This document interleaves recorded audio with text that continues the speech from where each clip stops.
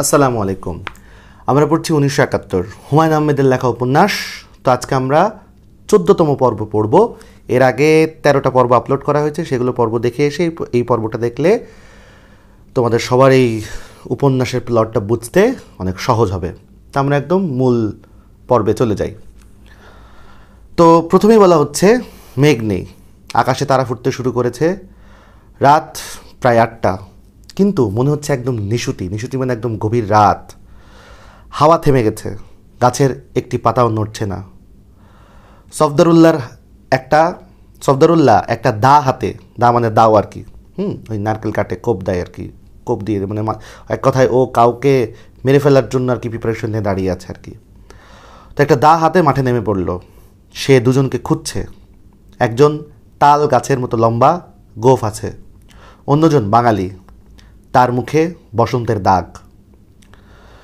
সফদারুল্লাহ কোনো রকম শব্দ না করেই হাঁটছে। ঘুটঘুটে অন্ধকার, তাতে তার কোনো অসুবিধা হচ্ছে না। সে যেভাবে হাঁটছে তাতে মনে হয় অন্ধকারেও দেখতে পাচ্ছে। কোনো কোনো সময় মানুষের ইন্দ্রিয় অস্বাভাবিক তীক্ষ্ণ হয়ে ওঠে, মানে খুব শার্প হয়ে যায়, খুব সব কিছু বুঝতে পারে। সে প্রথমে গেল বিলের দিকে। কেউ নেই সেখানে। বেশ কিছু কাটা ডাব পড়ে আছে চারিদিকে। সফদারুল্লাহ দীর্ঘ সময় বিলের পাড়ে দা হাতে বসে রইল।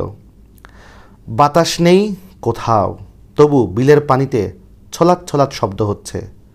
ওরা আবার হয়তো আসবে, পানিতে দাঁড় করিয়ে আরও মানুষ মারবে। সফদারুল্লাহর মনে হলো কেউ একজন যেন এদিকে আসছে। সে শক্ত করে দাঁড়টি ধরে চেঁচিয়ে বলল, ক্যাডা? বলল, আমি নিজাম। আপনি কি করেন? কিছু করি না। অন্ধকারে বই আছেন কেন? সফদারুল্লাহ ফুফিয়ে উঠল। নিজাম বলল, সব মিলিটারি জমা হইতেছে জঙ্গলা মাঠে, দেখবেন। সফদারুল্লাহর সঙ্গে সঙ্গে উঠে দাঁড়ালো। হাতে দাও কেন? মানে জিজ্ঞেস করলো নিজাম, হাতে দাও কেন? তখন সফদারুল্লাহ বলল, আছে, কাম আছে, দাওয়ের কাম আছে। তখন বলতেছে, কৈবর্ত পাড়া খালি হয়ে যাচ্ছে। এরা সরে পড়েছে নিঃশব্দে।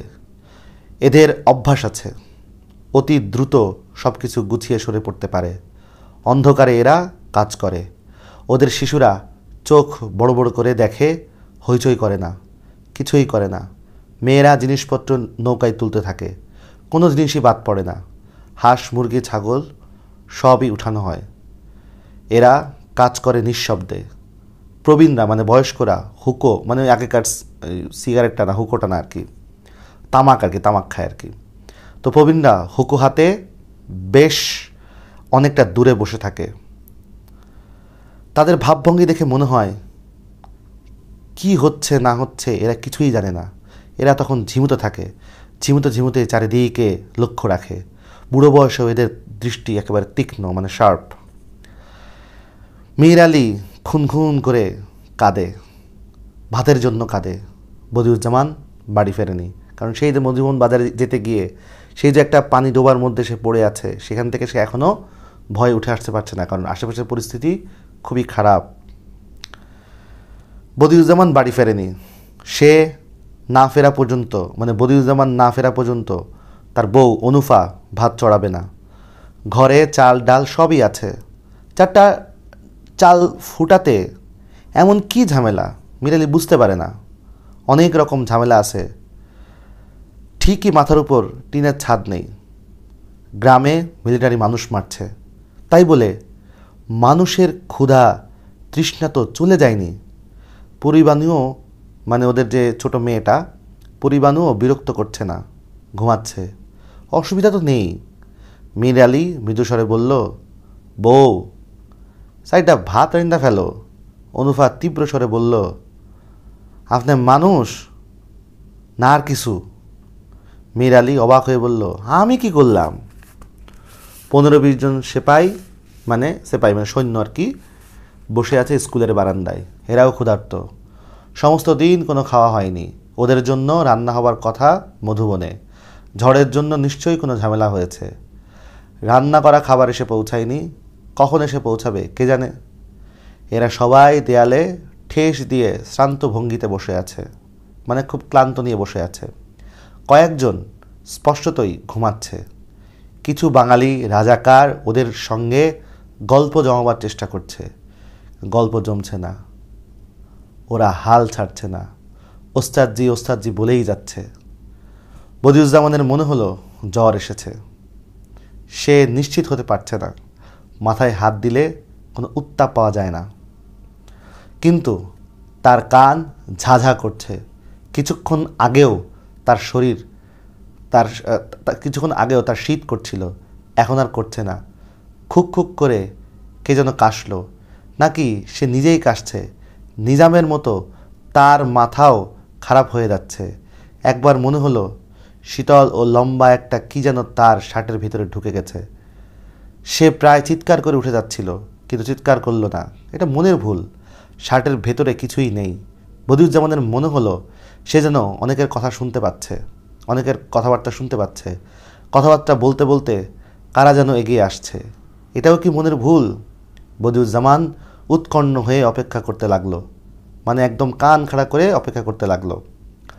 সে ঠিক করে রাখলো মেয়েরা তাকে মেরে ফেললে সে বলবে, ভাইরা কেমন আছেন, বড় মজার ব্যাপার হবে।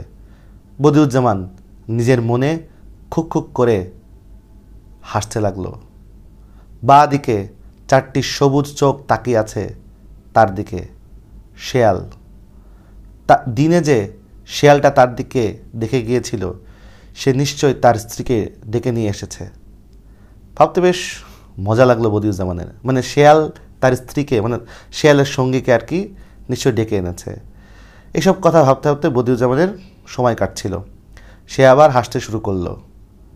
এবার আর নিজের মনে হাসা নয়, শব্দ করে হাসা। আসলে মানুষের এই হাসা, এই বিষয়টা হাসা বলতে কি হাসা বুঝিয়েছে না, আসলে এই হাসা বলতে হচ্ছে দুঃখের হাসা। মানে যখন কোনো কিছু করার নেই তখন মানুষ আর কি করে, না হেসে তার কিছু পারে না, এটা হচ্ছে ব্যাপার। আর এর আগে একটা জায়গায় আমরা খেয়াল করেছি যে গান গেয়েছিল, তো ওই গানটার মানে হচ্ছে এইটা, আসলে সে আপাতত এখানে যা দেখতে পাচ্ছে তার কাছে মনে হচ্ছে ওই জঙ্গলের মধ্যে অনেকেই আছে। তো ওই অনেকেই আছে এই কথাটা ওই গান দিয়ে বোঝানোর চেষ্টা করা হয়েছিল আসলে। তো যাই হোক, মোটামুটি সব কিছু আমরা অনেক মেটাফরিক লাইন পাচ্ছি যে একটা দিয়ে আরেকটা বোঝাচ্ছে। আর আমরা এই পর্বের মধ্যেও দেখতে পেলাম যে এইখানকার যে ক্যারেক্টারগুলো, সেই বিভিন্ন যে ক্যারেক্টার আশেপাশে ভয়ে ছড়িয়ে ছিটিয়ে আছে, সেগুলো মোটামুটি হচ্ছে এখানে তাদের বিশ্লেষণ করা হচ্ছে। যাই হোক, মোটামুটি আমরা এখন 14তম পর্ব পড়লাম। আমাদের এরপরে আরও 2টো পর্ব রয়েছে, 15 এবং 16 পর্ব, আর সেখানেই এই গল্পের বা এই উপন্যাসের শেষটা হবে। তো আজকে এখানেই, পরবর্তী 15তম পর্ব নিয়ে একটু পরেই ফিরছি।